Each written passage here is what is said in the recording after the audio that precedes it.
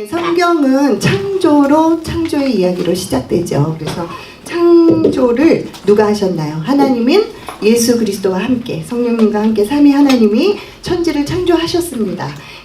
그랬지만 예수 그리스도에 관해서는 성경에 하나님의 비밀로 감추어져 있습니다. 그래서 성경은요, 구약부터 시작해서 점진적으로 예수 그리스도에 대해서 증언을 하고 있습니다. 그래서 전반부에 이렇게 1장에서 11장 4대 사건이 등장하는데, 4대 사건을 통해서는 그 4대 사건은 내용이고 그 의미는 예수 그리스도께서 여자의 후손으로 오실 것을 예고하는 내용을 기록하고 있습니다. 그래서 창세기 3장 15절 말씀에 여자의 후손으로 오시고 그의 원수로 뱀의 후손이 또한 원수가 된다 하는 내용이 실려 있습니다.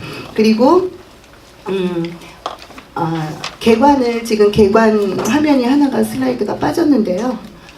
개관이 빠졌어요. 그래서 후반부는 4대 인물이죠. 그래서 족장 인물의 역사를 통해서는 하나님과 이 인물들이 맺은 언약, 약속을 통해서 그리스도를 점진적으로 드러내는 내용이 되겠습니다. 그래서 우리가 한번 내용을 살펴보면요.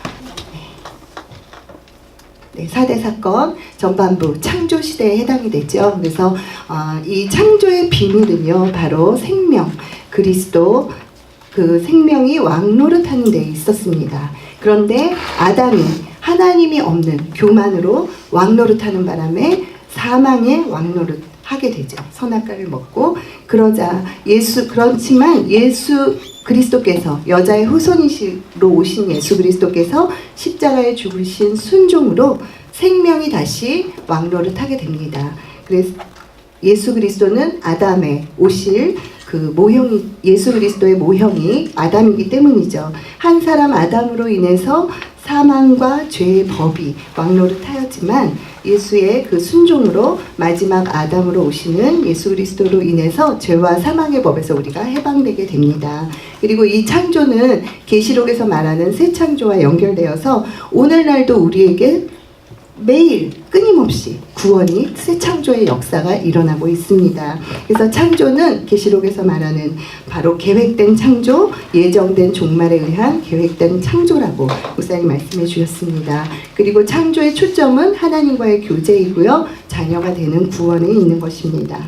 그리고 이렇게 아담의 타락으로 사망 아래에 우리가 놓이게 되었는데요. 아담이 선악과를 먹은 사건, 이것은 선악과를 먹어서 그 열매의 독 때문에 죽은 것이 아니라 아담이 하나님의 말씀을 어겼기 때문에, 그 언약의 기준을 위배했기 때문에 사망에 이르게 된 것을 얘기하는 것이고, 이 사망은 단순한 육신의 죽음을 의미하는 것이 아닌 둘째 사망을 얘기하는 것이죠. 그래서 아담은 930세까지 살았다는 걸 보면 알 수가 있습니다. 그리고 생명의 주관자가 바로 하나님이시라는 것을 드러내는 사건입니다. 그리고 하나님께서는 아벨의 그 믿음의 제사를 받으시면서 그 제사를 통해서, 그리고 생명의 나무로 가는 길을 열어놓으셔서 우리에게 예수 그리스도의 은혜를 예표하며 구원의 길을 열어놓고 계십니다. 이렇게 사망에 들어가고 그 땅에는 많은 죄로 관영하자 하나님께서는 홍수로 심판하시겠다 말씀을 하시게 되죠. 한 사람 아담의 죄로. 그렇지만 사실은 모든 인류가 다 심판받아서 죽을 수밖에 없는데, 하나님께서는 오히려 이 홍수를 통해서 심판을 하여서 우리를 살리시겠다는 구원의 의지를, 구원의 방주를 통해서 보여주고 계시는 사건이 되겠습니다. 그래서 심판이라는 것은 항상 구원과 심판의 양면성을 가지고 우리에게 나타나는 것이죠. 그래서 방주의 의미는 바로 성막, 그것과 같은 단어를 쓰고 있고, 또 예수 그리스도로 옷을 입는다 하는 의미도 지니고 있습니다. 그리고 베드로 전서 3장 21절에 의하면 이 홍수의 물이 곧 세례다 이렇게 기록하고 있습니다. 그래서 로마서 6장 3절 4절에 보면 세례의 의미가 잘 나와 있는데요. 그 말씀에 의하면 우리는 죄로 물을 통해서, 세례를 통해 씻음을 받고 새 사람으로 변화되는 것이죠. 그렇게 홍수로 구원을 받았음에도 불구하고 노아의 아들 중에 함의 자손 중에 자손이 자기의 나라를 세우고 스스로 자기 이름을 높이고 하나님께 대항하려는 의도로 바벨탑을 높이 쌓게 됩니다. 이것을 하나님께서 흩어버리게 되시죠. 그래서 바벨탑은 나중에 훗날 나타날 계시록에 나오는 큰 성 바벨론의 출발이 되는 것입니다. 용의 세력을 상징하고 예수 그리스도께서 다시 오셔서 무너뜨릴 그 나라, 세상의 나라를 상징하고 있습니다. 그래서 이 예수님이 오셔서 무너뜨릴 나라이고, 지금은 이때는 바벨탑은 무너뜨린 것이 아니라 흩으시기만 하시죠. 그래서 하나님은 이렇게 흩으시고 분리시켜서 구원받은 하나님의 자녀를 불러내십니다. 그래서 바벨탑 사건이 창세기 10장에 나오는데 바로 이어지는 11장에서 아브라함을 부르시는 연결고리를 보여주고 계십니다. 그래서 후반부는 12장부터 50장까지 4대 인물을 중심으로 족장 시대가 펼쳐집니다. 그래서 하나님은 하나님의 나라를 세우시기 위해서 이 아브라함을 일방적인 은혜로 부르시고 택하셔서 갈대아 우르에서 불러내시죠. 그리고 이 아브라함은 3가지 복을 약속으로 하나님께 얻게 됩니다.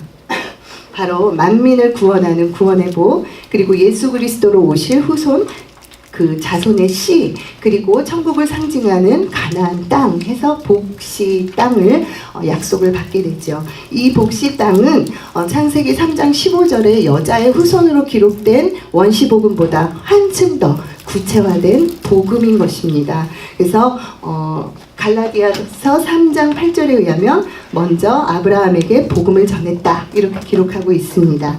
아브라함이 받은 언약이 복음이었다, 이것을 확증하고 있는 것이죠. 그리고 아브라함에게는 이제 아들이 이삭이 태어납니다. 그래서 사라로부터 태어난 이 이삭은 약속을 따라난 자로서 복음을 상징하는 존재입니다. 그런데 이삭 이전에 아들이 하나 더 있었죠. 하갈에 의해서 태어난 이스마엘은 육체를 따라 태어난 자로 율법을 상징한다고 갈라디아서에서 말하고 있습니다. 이 이삭은 바로 예수 그리스도의 그 피로 세우는 새 언약, 그 새 언약의 모형이 되는 인물입니다. 예수 그리스도는 새 언약의 원형이 되시죠.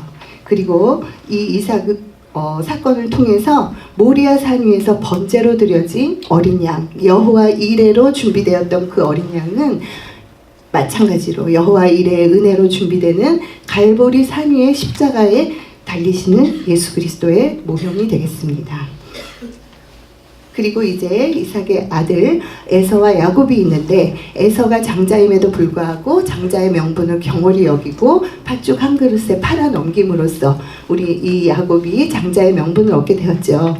그런데 야곱은 전적인, 정말 자격이나 조건이나 어떠함이 아니라 하나님의 은혜로 택함을 받은 구원의 원리를 보여주는 대표적인 인물입니다. 그리고 속이고 취한 장자의 명분을 얻게 되었는데요. 야곱만 이렇게 자격 없이 장자의 명분을 얻은 것이 아니라 우리도 사실은 갈라디아서 4장 5절에 의하면 예수 그리스도께서 율법의 저주 아래에 있는 자들을 속량하시고 우리로 아들의 명분을 얻게 하시고 십자가에 달려 죽으셨다 하셨습니다. 그래서 정말 예수의 죽음으로 우리도 장자의 명분을 자격 없이 얻게 된 자들입니다. 그리고 야곱은 이스라엘이라는 이름을 얻게 되죠. 이거 이제 요셉이 등장을 합니다. 요셉은 만민의 생명을 구원하는 예수 그리스도, 한 사람 예수 그리스도의 모형으로 등장하는 인물이고요. 그리고 교회의 머리가 되시는 12별이 절을 하는 그런 모습을 통해서 메시아의 예표로 등장을 하고 있습니다. 네, 이어지는 출애굽기에는요. 네, 출애굽기는 이제 광야 시대로 진입을 하는데요. 전반부, 출애굽의 이 10가지 기적과 6월절 어린 양의 이야기가 나오는 전반부에서는 죄인이 구원을 받는 경로를 자세하게 보여주고 있습니다. 그렇기 때문에 이 출애굽은 이스라엘의 역사가 아니라 영적 이스라엘의 역사이고요. 나의 구원의 역학적인 과정을 아주 잘 모델 케이스로 보여주고 있는 내용이 되겠습니다. 그래서 전반부의 주제는 구원이라고 할 수 있겠죠. 그리고 후반부에서 전반부에서 죄인이 구원받는 과정을 보여줬다면 후반부는 이제 이렇게 구원받은 자가 의인이 되어서 의인으로서 살아가는 구원의 삶을 어떻게 살 것인가 하는 방법으로 율법과 성막을 통해서 제시해주고 있습니다. 그래서 하나님께서 우리를 구원하신 목적은 하나님의 백성으로 우리를 삼으시려는 것이고요. 신의 산에서 율법을 주신 목적은 그 백성답게 살게 하려는 것이고요. 성막을 주시는 이유는 함께 하나님이 사람과 살고자 하시는 것입니다. 네, 그래서 출애굽을 통해서 우리는 구원의 과정을 아까 말씀드린 대로 역학적으로 잘 볼 수 있다고 했습니다. 이것은 교재 39쪽, 40쪽에 나와 있는 내용 그대로 PPT 자료입니다.